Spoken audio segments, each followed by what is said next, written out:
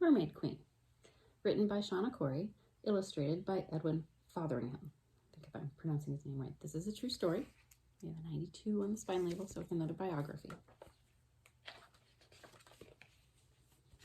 The spectacular true story of Annette Kellerman, who swam her way to fame, fortune, and swimsuit history.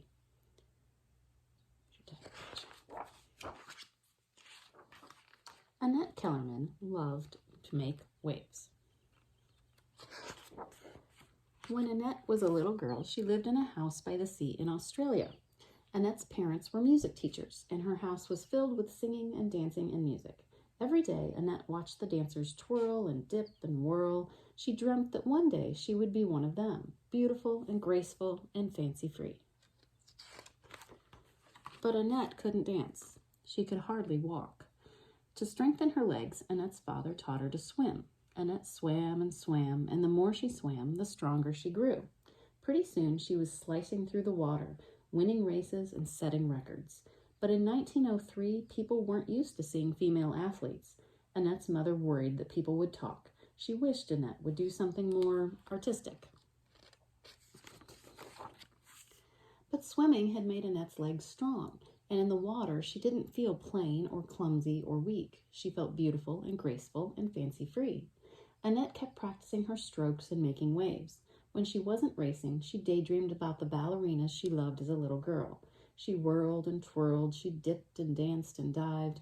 No one was sure exactly what it was she was doing, but Annette didn't care one bit. She loved her new invention. It wasn't quite ballet, and it wasn't quite swimming. It was water ballet. Swimming and diving filled Annette with joy. She wanted to show other girls how wonderful they could be.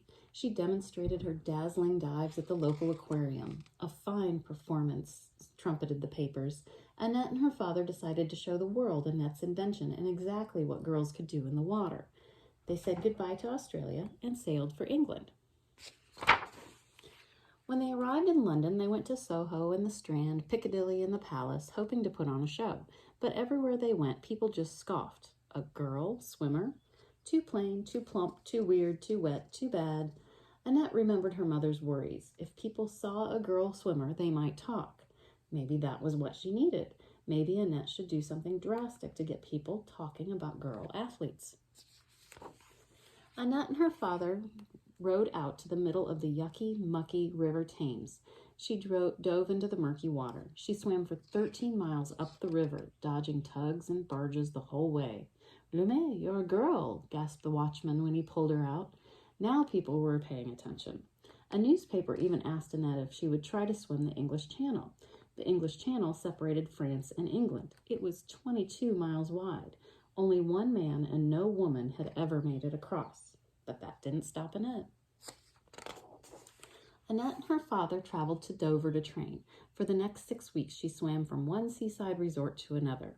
When the big day arrived, Annette dove off of a pier into the cold water. Splash! She swam toward France, accompanied by a steam tug and a rowboat. Whenever she got hungry, she slurped chicken soup or hot chocolate through a long snouted cup, or snacked on tiny sandwiches held out on the end of a long stick. Annette had outdistanced the other swimmers by a mile when she got seasick. She didn't make it to France, but people marveled over the young girl who had swum so far and so well. Why, she even made it look artistic. Now all of England was talking about the Mermaid Queen from Australia. It wasn't long before Annette received an invitation to perform before a royalty at London's Bath Club. Annette knew her mother would be proud. But just as she was about to go on, the stage manager rushed over. He told her she couldn't possibly show her bare legs. Annette had come so far, she couldn't let something as silly as a swimsuit get in her way. She thought fast. And then splash. Bravo, jolly good. Such strength, such artistry. After the performance at the Bath Club, word of the star swimmer spread farther. Soon Annette was racing her way through Europe. And next, Annette was invited to America to swim at Wonderland Park in Boston's Revere Beach. America, the land of the free. Annette couldn't wait. But when she arrived at Revere Beach, she was amazed at what the American ladies were wearing. Stockings and shoes, bloomers and bathing dresses, collars and corsets and caps, all for a day at the beach. While the men and boys splashed in the surf, the waterlogged ladies could only bob up and down near the shore.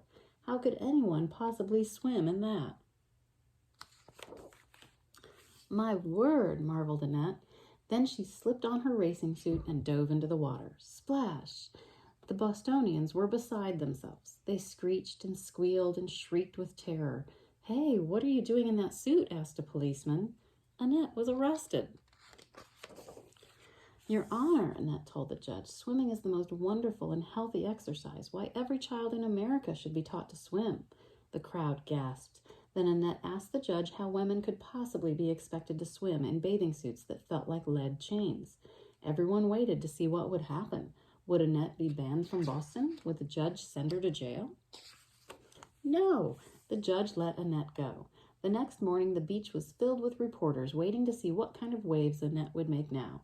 At the water's edge, she threw off her robe. Flash went the cameras. Ooh, breathed the crowds. Annette dove into the cool blue water. She whirled and twirled. She dipped and dived. From the shore, the ladies watched in their hot, heavy suits. Eventually, some of them tried Annette's style. They swam out in the surf in their sleek new suits. They whirled and twirled and dipped and dived. Ah, they sighed with relief. And women and girls have been enjoying the water ever since, all thanks to Annette Kellerman, who was brave enough to make waves.